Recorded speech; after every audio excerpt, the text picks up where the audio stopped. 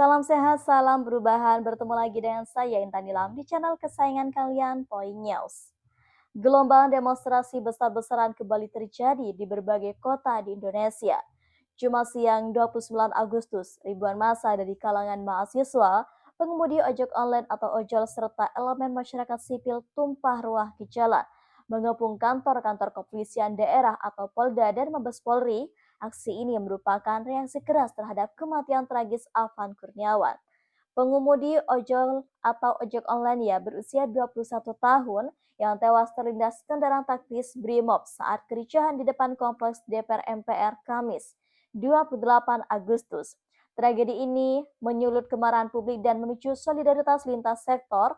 Di Jakarta, massa berkumpul di kawasan FS Sudirman sejak pukul 11.00 WIB. Kemudian melakukan long march menuju Polda Metro Jaya. Aksi digerakkan oleh Badan Eksekutif Mahasiswa Seluruh Indonesia atau BEMSI dan komunitas pengemudi ojol seperti Garda. Kenapa saya mundur? Saya mundur kenapa? Ya, kantor siapa?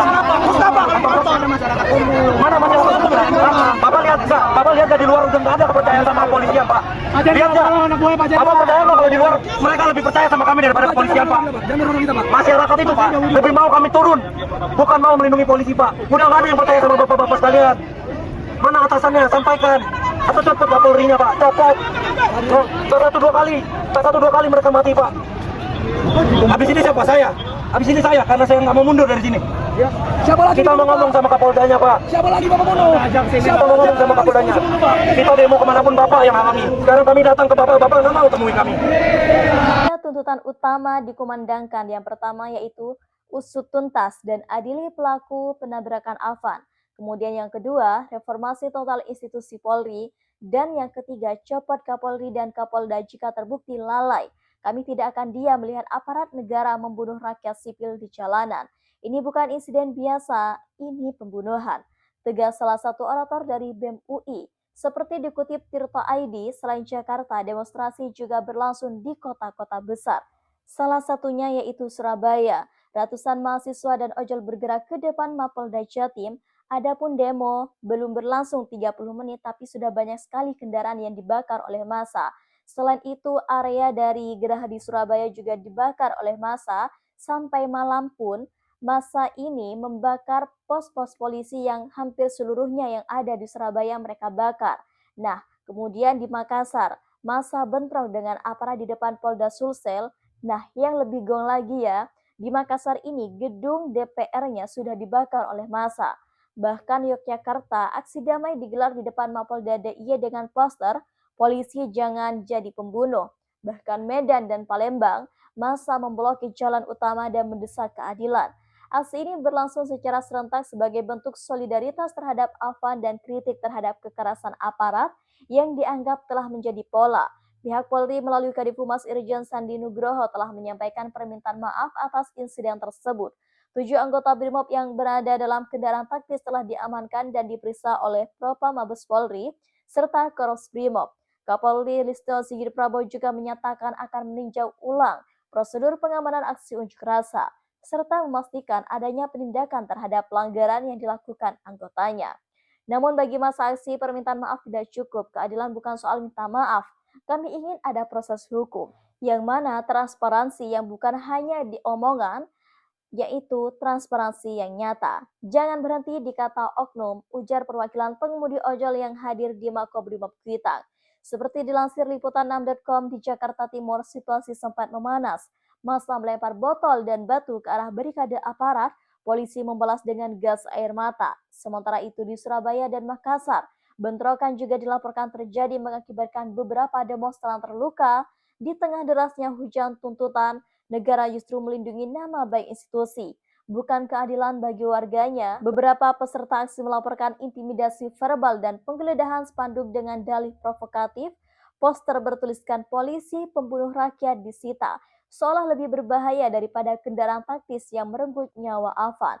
Di sisi lain, pihak kepolisian terus berdalih bahwa kejadian itu adalah insiden tidak disengaja, yang sebuah narasi yang terlalu sering digunakan dalam setiap tragedi yang melibatkan aparat.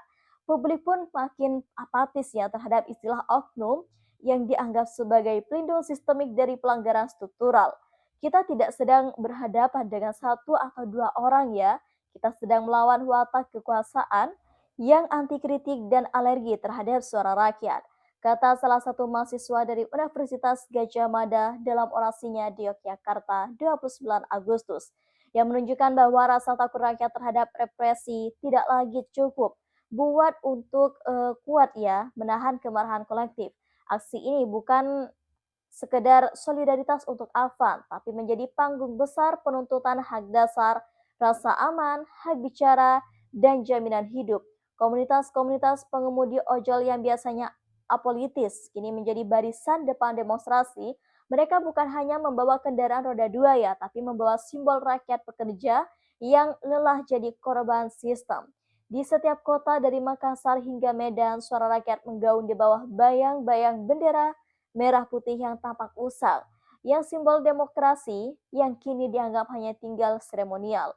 Negara absen ketika kami dipukul, tapi hadir saat kami bicara terlalu keras, seru seorang orator di depan Mapolda Sulsel. Pernyataan ini menyentuh inti kritis. Aparat lebih cepat merespon protes rakyat ketimbang pelanggaran oleh institusinya sendiri. Ironisnya, negara justru mempercepat narasi pengendalian kerusuhan. Ya alih-alih ya fokus pada pemulihan kepercayaan publik, beberapa media arus utama mulai menggiring opini bahwa aksi massa mulai ditunggangi. Narasi lama yang selalu muncul tiap kali negara tak sanggup menjawab kritik jujur dari rakyat, 29 Agustus 2025 akan dikenang bukan hanya sebagai hari demonstrasi besar, tapi sebagai babak baru rakyat mengintegrasi kekuasaan. Ketika hukum melindungi pelaku dan aparat dibiarkan brutal, maka suara-suara dari jalanan menjadi oposisi sejati demokrasi. Kini pilihan ada di tangan pemerintah. Apakah mendengar dan mengubah atau terus mendiamkan dan kehilangan legitimasi di mata rakyat? Satu hal yang pasti, keadilan tak akan muncul dari diam. Ia hanya ingin dari desakan, hidup dari desakan, dari perlawanan, dari mereka yang memilih untuk tidak takut lagi.